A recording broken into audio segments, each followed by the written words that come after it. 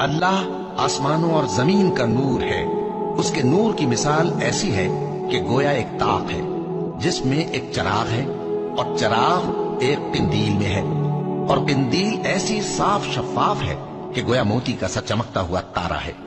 اس میں ایک مبارک درخت کا تیل جلایا جاتا ہے، یعنی زیتون کا، کہ نہ مشرق کی طرف ہے نہ مغرب کی طرف۔ ایسا معلوم ہوتا ہے کہ اس کا تیل خواہ آگ اسے نہ بھی چھوئے جلنے کو تیار ہے۔ بڑی روشنی پر روشنی ہو رہی ہے۔ اللہ اپنے نور سے جس کو چاہتا ہے سیدھی راہ دکھاتا ہے، اور اللہ جو مثالیں بیان فرماتا ہے تو لوگوں کے سمجھانے کے لیے، اور اللہ ہر چیز سے واقف ہے۔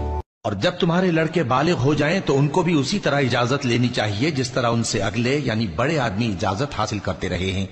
اس طرح اللہ تم سے اپنی آیتیں کھول کھول کر بیان فرماتا ہے، اور اللہ جاننے والا ہے، حکمت والا ہے۔ اور بڑی عمر کی عورتیں جن کو نکاح کی توقع نہیں رہی اور وہ زائد کپڑے اتار کر سر ننگا کر لیا کریں تو ان پر کچھ گناہ نہیں، بشرطے کہ اپنی زینت کی چیزیں نہ ظاہر کریں، اور اگر اس سے بھی بچیں تو یہ ان کے حق میں بہتر ہے، اور اللہ سنتا ہے، جانتا ہے۔ نہ تو اندھے پر کچھ گناہ ہے، اور نہ لنگڑے پر، اور نہ بیمار پر، اور نہ خود تم پر کہ اپنے گھروں سے کھانا کھاؤ، یا اپنے باپ دادا کے گھروں سے، یا اپنی ماؤں کے گھروں سے، یا بھائیوں کے گھروں سے، یا اپنی بہنوں کے گھروں سے، یا اپنے چچاؤں کے گھروں سے، یا اپنی پھوپھیوں کے گھروں سے، یا اپنے ماموؤں کے گھروں سے، یا اپنی خالاؤں کے گھروں سے، یا اس گھر سے جس کی کنجیاں تمہارے ہاتھ میں ہوں، یا اپنے دوستوں کے گھروں سے۔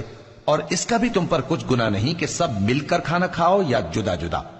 پھر جب گھروں میں جایا کرو تو اپنے گھر والوں کو سلام کیا کرو، یہ اللہ کی طرف سے مبارک اور پاکیزہ تحفہ ہے۔ اس طرح اللہ اپنی آیتیں کھول کھول کر بیان فرماتا ہے تاکہ تم سمجھو۔ مومن تو وہ ہیں جو اللہ پر اور اس کے رسول پر ایمان لائے، اور جب کبھی ایسے کام کے لیے جو جمع ہو کر کرنے کا ہو پیغمبر کے پاس جمع ہوں تو ان سے اجازت لیے بغیر چلے نہیں جاتے۔ اے پیغمبر، جو لوگ تم سے اجازت حاصل کرتے ہیں وہی اللہ پر اور اس کے رسول پر ایمان رکھتے ہیں۔ سو جب یہ لوگ تم سے کسی کام کے لیے اجازت مانگا کریں تو ان میں سے جسے چاہا کرو اجازت دے دیا کرو، اور ان کے لیے اللہ سے بخشش مانگا کرو، کچھ شک نہیں کہ اللہ بخشنے والا ہے، مہربان ہے۔ مومنو، پیغمبر کے پکارنے کو ایسا خیال نہ کرنا جیسا تم آپس میں ایک دوسرے کو پکارتے ہو۔ بے شک اللہ کو وہ لوگ معلوم ہیں جو تم میں سے آنکھ بچا کر کھسک جاتے ہیں۔ تو جو لوگ ان کے حکم کی مخالفت کرتے ہیں ان کو ڈرنا چاہیے کہ ایسا نہ ہو کہ ان پر کوئی آفت پڑ جائے یا تکلیف دینے والا عذاب نازل ہو۔ دیکھو، جو کچھ آسمانوں اور زمین میں ہے سب اللہ ہی کا ہے۔